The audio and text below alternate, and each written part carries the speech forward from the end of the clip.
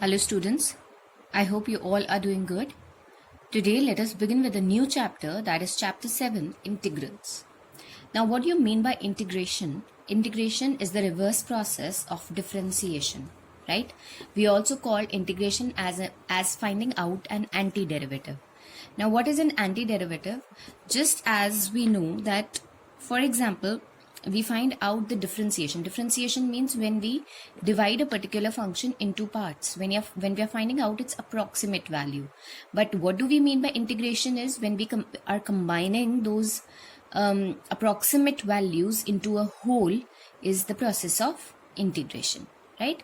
So means differentiation is dividing those particular parts, dividing those that particular function, and integrating is combining the function, combining all the derivatives together and forming a given function. So that's why integration is known as a reverse process of differentiation.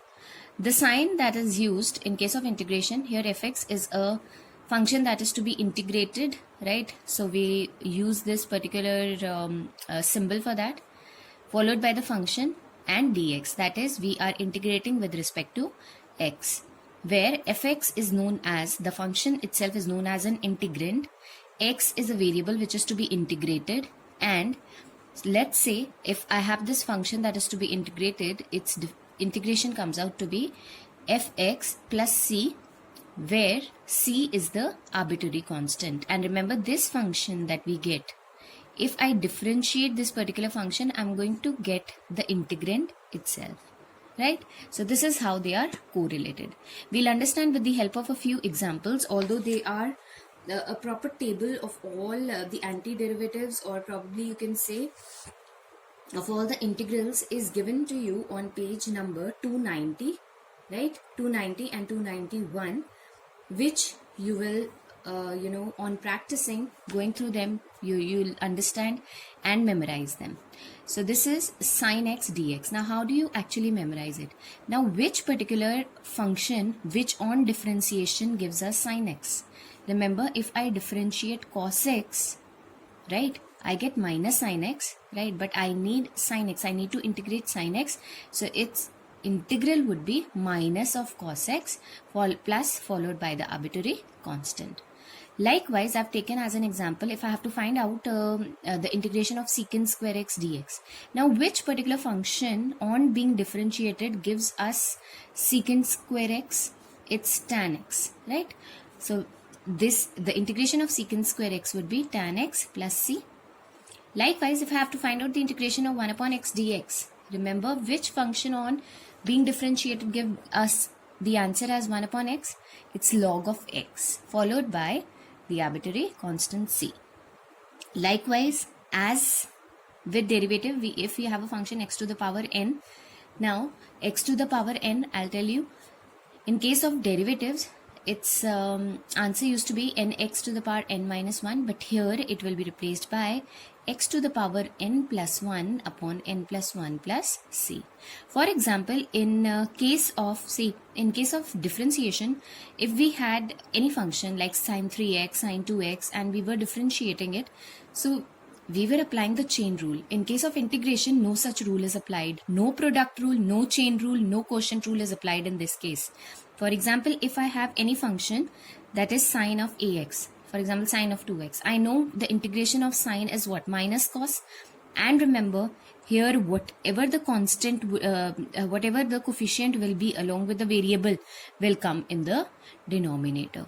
Even if I have a function like, for example, if I have e to the power 2x dx, right? In case of differentiation, this used to be 2e raised to power 2x, right? But here in this case, it will be e to the power 2x upon 2 plus c. So even if I have to integrate this particular function e to the power x 2x dx, it will be e to the power 2x upon 2 plus c. So whatever coefficient of a variable is there will come in the denominator in case of integration only, and it will be there in the numerator in case of differentiation only, right? With practice, this will get more clear, but please, right from the beginning, let's have a difference between the differentiation and the integration. Use your presence of mind and do not mix up the two concepts. They are entirely opposite to one another, right? So coming up to the properties, that is the property of integration, we have, let's say if we have to find out the integration of the sum of two functions, that is fx plus gx dx is equal to integration of fx dx plus integration of gx. Likewise, if I have a function in multiplication with a constant, that is k fx dx, I'll just take this k outside and it will be integration of fx dx, right? Similarly, if I have the sum of scalar quantities of a function, then their integration would be taking out the arbitrary constant and finding out just the integration of the function itself, this way, right? With this, let's begin with exercise 7.1. For example, we have sine 2x dx.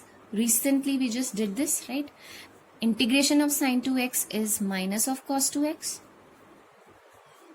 right? Because differentiation of cos 2x would give us the integration of differentiation of cos x would give us minus of sine x, right? So likewise, just computing the sines and finding out. So this is minus cos of 2x, and remember the coefficient of x here is 2. So 2 is going to come here plus c, right? This is the integration. Likewise, we have ax plus b whole square, right? Now ax plus b whole square, the best way to do it is, let's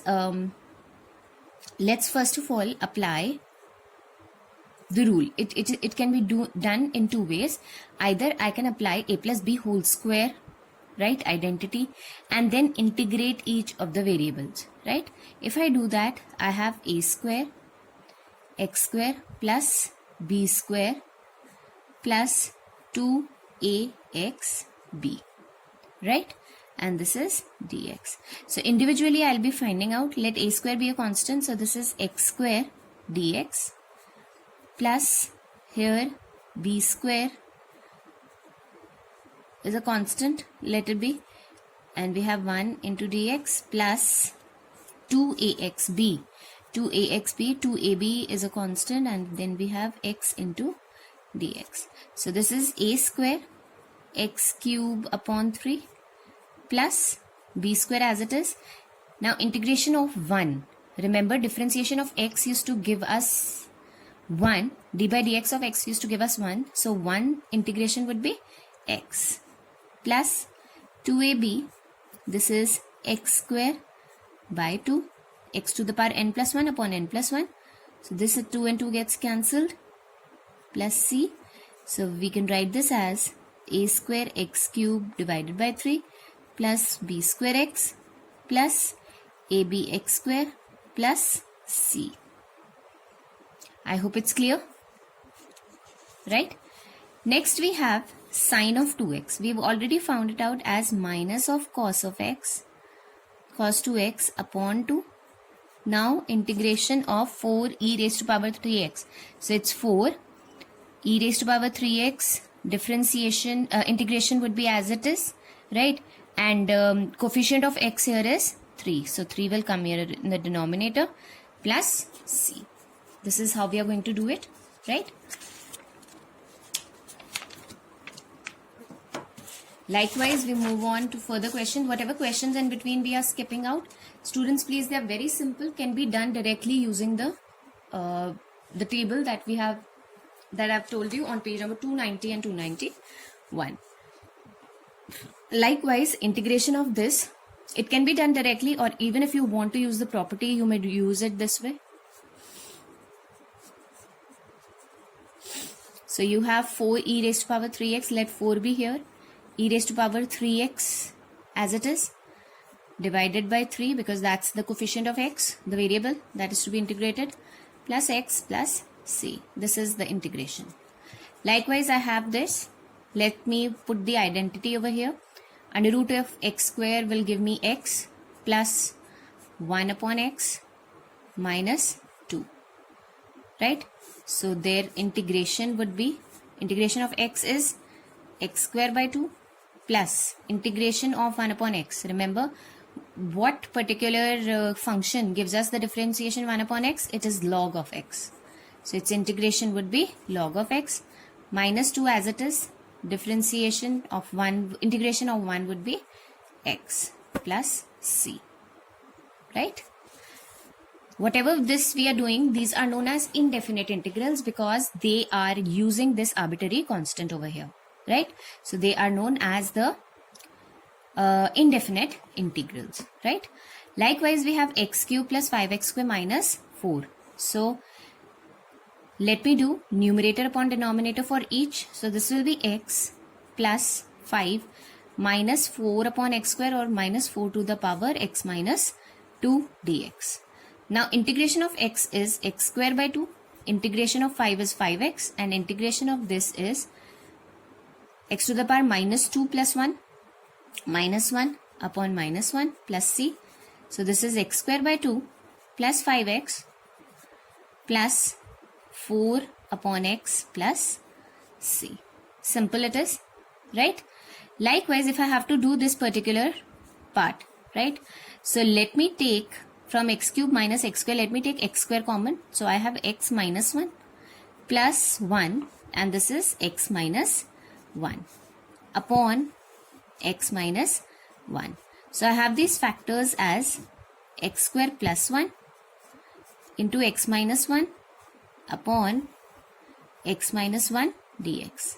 This gets cancelled, so we are left with x square plus 1, and its integration would be x square integration x cube by 3 and plus 1 integration x plus c. This is how we are going to do it. Okay, moving on to question number 18. Right, in question number 18, I have secant x plus tan x dx. So this is opening up the bracket, secant square x plus secant x tan x dx. Integration of secant square x. Remember, differentiation of tan x gives us secant square x, and differentiation of secant x gives us secant x tan x plus c, right? Likewise, secant square x upon cosecant square x. Let us convert it into a simplified form. Now, secant square x can be written as 1 upon cos square x, and 1 upon cosecant square can be written as sin square x dx. So this is tan square x dx.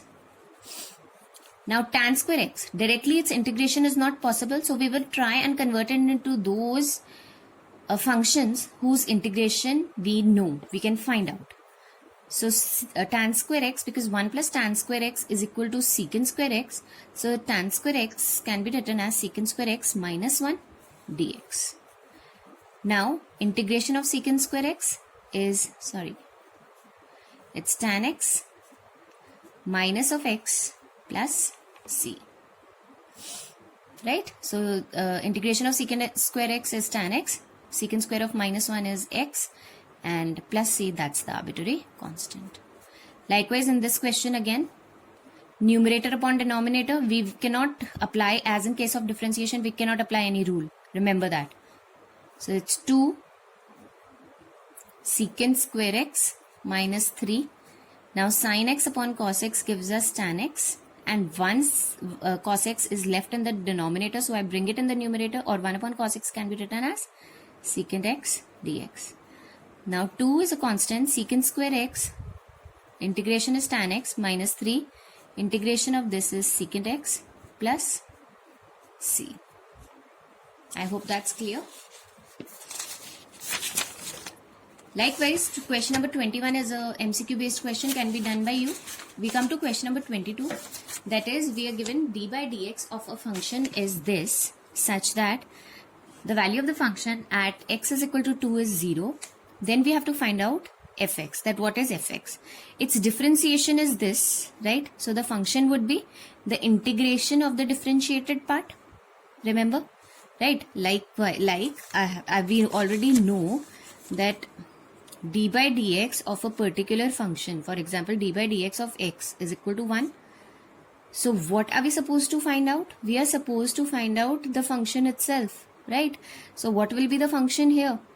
That is, we are supposed to find out the integration of the given differentiation. Okay, so this is what we are going to do. We are going to find out the integration of this. So it will be x to the power 4 upon 4 minus 3 x to the power minus 3 upon 3. So this is what we get as the differentiation. Now we have to find out the value of the function at 2. So this will give us the value of the arbitrary constant. So arbitrary constant c comes out to be minus 129 upon 8. So putting it here in the integral formula, so it will be x to the power 4 plus x to the power minus 3 minus 129 upon 8. That is option C is the correct option. Right? We'll stop here, students. In the next class, we are going to discuss about the methods of integration that we make use of. That is substitution, partial fraction and integration by parts. Till then, please complete your work. Thank you.